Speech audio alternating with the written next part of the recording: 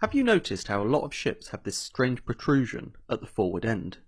It's a big lump of metal sticking out below the water, and we call it the bulbous bow. But it serves a specific purpose. In this video I'm going to tell you what it is for and why they are fitted.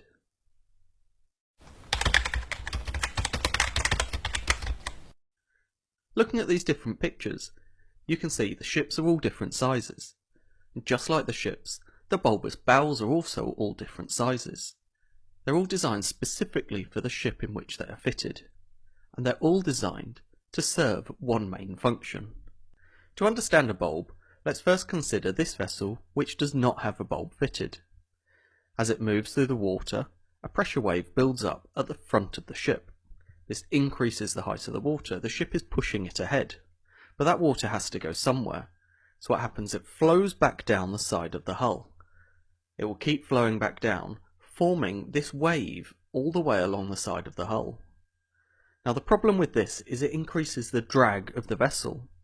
It's in contact with a larger surface area of water, it's coming higher up the hull, the water is moving at an inconsistent speed because it's going up and down as well as along. This increases the fuel consumption of the vessel. We need to find a way to mitigate this wave. We can model this wave mathematically. On this graph I've plotted a curve of y equals sine x. If we think back to mathematics, we also know if we plot another curve that is 180 degrees out of phase with our initial curve, then they will actually cancel each other out. All you do is you add up each of the points along the curve, and the resultant is this line straight through the middle. If we could generate the same thing on a ship, we would be able to mitigate that wave that's causing all that drag. Let's now return to our original ship diagram.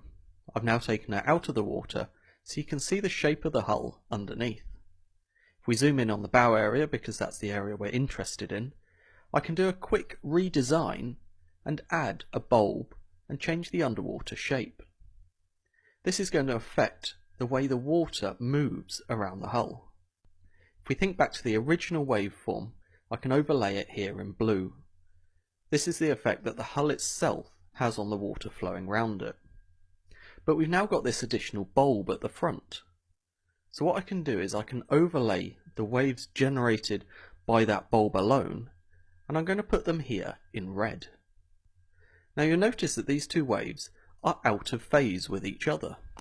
And for what we just went through with the maths, we know that those waves can cancel each other out if they're out of phase the correct amount. In this case they are. And what that does is that flattens out the waterline along the full length of the hull. It does mean you still get that slight uprise here at the bow, but along the majority of the length, the water is now flat. This has reduced the drag and it's reduced the fuel consumption. And this is the main reason for fitting a bulb. If we remember back to the start of the video, we saw that old bulbs are different. They're designed specifically to produce that wave 180 degrees out of phase to reduce the fuel consumption on their designed vessel. Anything outside of the design parameters, we're talking speed, loading conditions, hull size, the bulb will no longer work, and it would actually increase fuel consumption because it's an extra lump of metal that the ship is having to carry around. If it doesn't produce that useful wave, it's no longer any good. And that brings us to the end of today's video. Hopefully you found the information useful. Until next time, thank you for watching and goodbye.